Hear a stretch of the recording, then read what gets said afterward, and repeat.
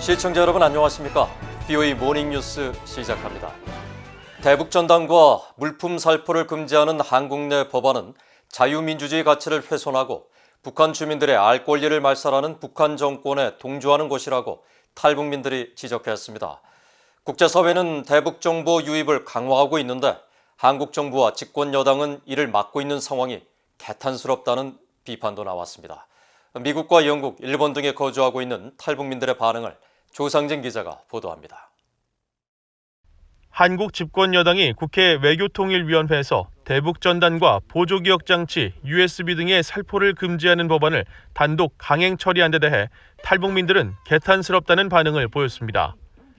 북송 제1한인 출신으로 탈북 후 일본에서 북한 인권운동가로 활동 중인 에이코 가와사키 씨는 북한 주민이 정보에 완전히 차단돼 노예처럼 살고 있다며 외부 정보 유입의 중요성을 강조했습니다. 모두 우려하고 있죠. 이렇게까지 할 수 있겠는가 하고 정보를 차단시키면 북한 사람들은 또 벌레처럼 완전히 고립돼서 바깥 세상이 어떻게 생겼는지도 모르고 자기들이 어떤 노예 생활을 하는지도 모르고 살아가야 된단 말입니다. 그럴 수 없지 않습니까? 지금 21세기에 북한 같은 나라가 세상에 어디 있습니까?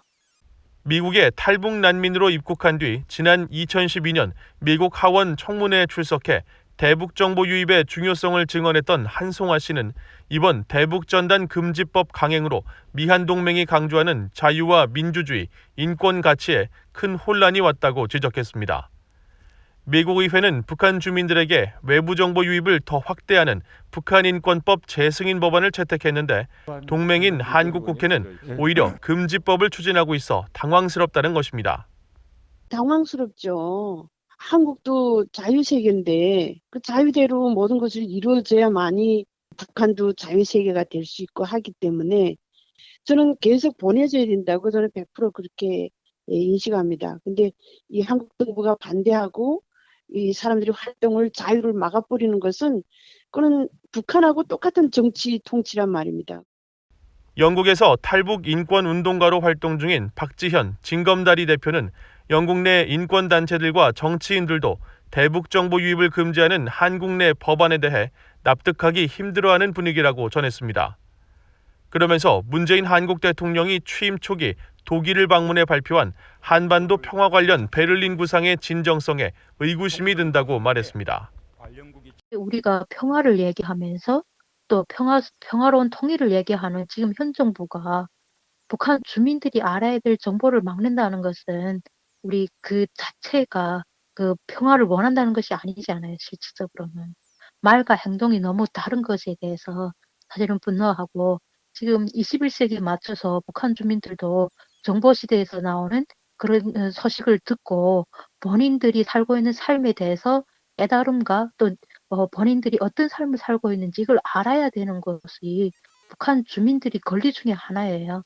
그것까지 박탈하면서 현 정부가 이렇게 하려는 평화통일이 무엇인지 진짜 과연 묻고 싶습니다. 한국 민간단체 중 처음으로 풍선을 통해 대북정보 유입을 시작한 탈북민 출신 이민복 대북풍선단장은 한국 정부가 남북대화와 교류를 통해 북한의 정상국가 발전을 유도하고 실질적 인권 개선을 이룰 수 있다고 밝힌 데 대해 북한 당국은 자신들의 체제가 무너지는 교류를 허용하지 않을 것이라고 지적했습니다. 그러면서 대북전단 살포로 접경지역 주민들의 안전이 위협받는다는 한국 정부의 주장에 대해서도 전단 살포 시기와 장소를 비공개로 하면 안전하다며 집권 여당이 북한 주민들 입장에서 다시 숙고해 주기를 바란다고 말했습니다. BOA 뉴스 조상진입니다. 평양에 상주하던 국제요원들이 모두 철수했으며 다른 국제기구 요원들과 외교관들도 함께 철수했다고 국제적십자위원회가 BOA에 밝혔습니다. 올해 초부터 북한 당국의 국경 봉쇄와 여행 제한이 시작된 이후 평양 주재 외교관과 구호 요원들의 인력 철수가 잇따르고 있습니다. 조은정 기자입니다. 국제적십자위원회의 나줌 이크발 아시아태평양 담당 대변인은 3일 BOA에 북한에 남아있던 마지막 국제요원들이 2일 북한을 떠났다고 밝혔습니다.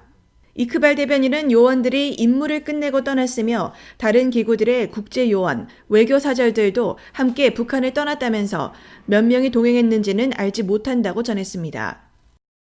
I can confirm to you that our last international staff from DPRK, they left on Wednesday, yesterday, to actually after finishing their assignments and actually to go and to meet with their families. 이크발 대변인은 그러면서 평양 국제적십자위원회 사무소는 여전히 운영된다며 북한의 조선적십자회와 신체재활센터에 대한 지원이 계속되지만 코로나 바이러스와 관련해 현재 시행 중인 북한의 조치들을 감안하면 매우 제한적인 활동이 될 것이라고 설명했습니다. 국제적십자위원회의 그라지엘라 레이트 피콜리 동아시아 담당 부국장도 이날 VOA에 북한 측과의 협력은 당분간 중국 베이징 주재 국제적십자위원회가 담당할 것이라며 지원 활동을 계속할 수 있는 상황이 되면 직원들을 다시 보낼 준비가 돼 있다고 설명했습니다. 국제구호요원들은 북한의 신종 코로나 바이러스 방역 조치로 지원 활동에 많은 어려움을 겪고 있다고 거듭 호소하고 있습니다. 홍콩에 본부를 둔 대북구호단체 코에이드의 카타리나 젤웨거 대표는 최근 워싱턴의 전략국제문제연구소 CSIS가 주최한 화상 세미나에서 북한이 코로나에 대한 두려움 때문에 외부 지원을 받지 않고 있다며 북한에 구호 물품을 보내는 것은 거의 불가능하다고 설명했습니다. But the lack of funding, strict quarantine measures, inability to import goods, as well as the reduction of international staff are among the main problems we aid agencies face in order to respond to the pressing needs. 스웨덴 적십자사의 오사 샌드버그 북한 국장은 최근 스웨덴 안보개발정책연구소가 주최한 토론회에서 북한 내부에서 이동이 통제된 가운데 국제적십자사 소속 국제요원들이 평양에 고립돼 있고 1월 이후 현장 모니터도 나가지 못한 채 조선적십자회 북한 요원들과의 접촉도 제한받고 있다고 전했습니다. 그러면서 현재 북한 내 인도주의적 상황에 대한 파악이 잘 안 되고 있으며 핵과 미사일 개발에 따른 국제사회의 대북 제재와 코로나 바이러스에 따른 경제적 영향 등으로 북한 내 취약계층의 인도주의적 상황이 더욱 악화될 위험이 크다고 지적했습니다. VOA 뉴스 조은정입니다. 트럼프 대통령이 보여준 개인적 친분에 의존한 대북 협상은 한계가 있다고 전문가들이 진단했습니다. 또 미국이 새 행정부 출범 초기에 비핵화 협상 의지를 밝히고 현실적 목표를 설정하는 게 중요하다는 지적도 나왔습니다. 오택성 기자입니다. 워싱턴 내 싱크탱크 애틀랜틱 카운슬이 주최한 화상 토론회에서 로버트 아이논 전 국무부 비확산 군축 담당 특보는 지난 4년 동안의 트럼프 행정부의 대북 협상은 일정 부분 성과를 냈다고 말했습니다. 북한의 유일한 정책 결정자는 김정은 위원장이기 때문에 정상회담을 하는 것은 이점이 있다는 겁니다.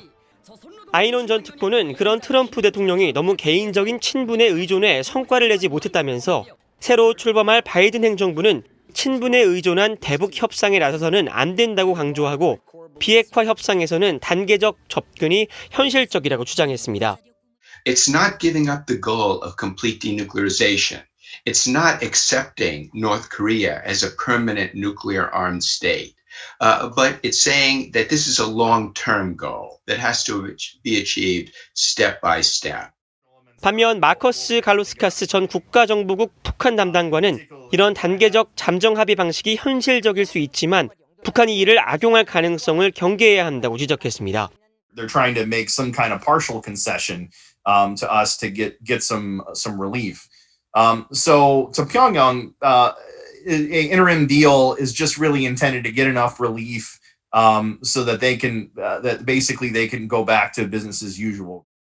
김병현 서울대 교수 역시 행동 대 행동에 기반한 잠정 합의가 현실적인 접근 방식은 사실이지만 위험성을 포함하고 있다며 대비책이 필요하다고 강조했습니다. 북한이 단계적 합의에 나서게 되면 어느 순간 핵 보유국으로서의 지위를 인정해달라고 요구할 수 있는데 이럴 경우 제재를 복원하는 이른바 스냅백 조치를 둬야 한다는 겁니다. By halting the process of action for action at some point, North Korea wants to be recognized as a nuclear state.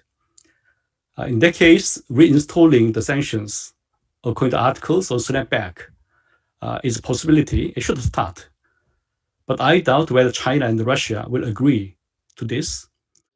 이날 토론회에 참석한 성기현 한국국가안보전략연구원 책임연구원은 동북아 지역에서의 미한일 3국의 협력에 대해 미국은 중국에 집중하길 원하는 반면 한국은 북한에 집중하길 원하는 등 양국 입장에 온도 차이가 있을 수 있다고 지적했습니다.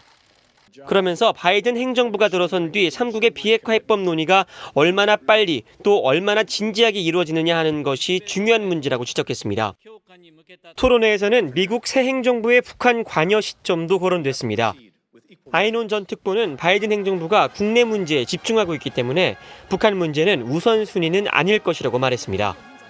그러면서 북한 문제를 너무 오래 방치할 경우 북한이 관심을 끌기 위해 도발에 나설 수도 있는 만큼 새 정부 출범 초 대화 관여 의지를 밝히는 것이 필요하다고 강조했습니다.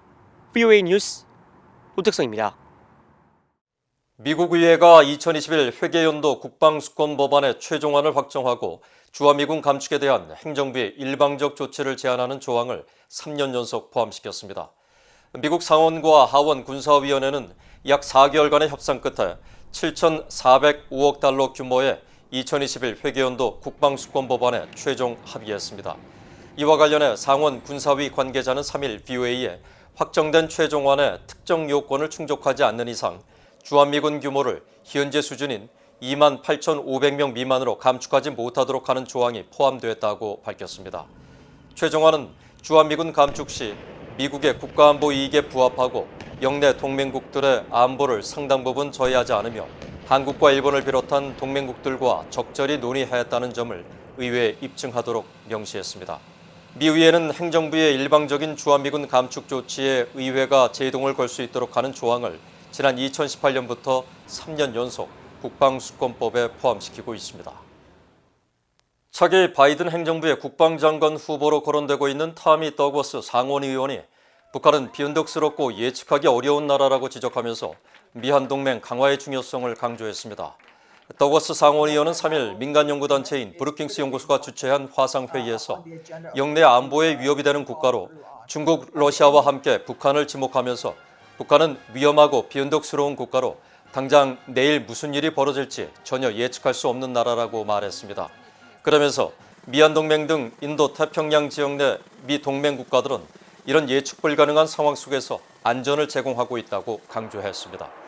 더거스 의원은 또 미한 방위비 분담금 문제 등 동맹국들과의 부담 공유에 대해서는 금전적인 부분보다는 중국의 확장 억제를 위한 역할 분담 차원에서 인식을 공유하는 게 중요하다고 말했습니다.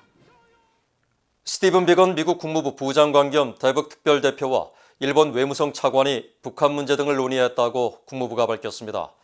국무부는 3일 보도자료에서 비건 부장관이 지난 1일 아키바 다케오 일본 외무성 차관과의 전화통화에서 인도태평양 지역에서의 평화와 안전의 주춧돌로서 미일 동맹의 중요성을 강조했다고 밝혔습니다. 이어 양측은 양자와 영내, 북한 문제를 포함한 국제 문제들에 대해 지속적인 동맹 조율을 논의했다고 덧붙였습니다. 한편 로이터 통신은 비건 부장관이 다음 주 서울을 방문해 한국 관리들과 만나 한반도 주요 현안을 논의하며 별도의 연설도 예정돼 있다고 소식통을 인용해 보도했습니다. 이상으로 VOA 모닝 뉴스를 마칩니다. 시청해주신 여러분 고맙습니다.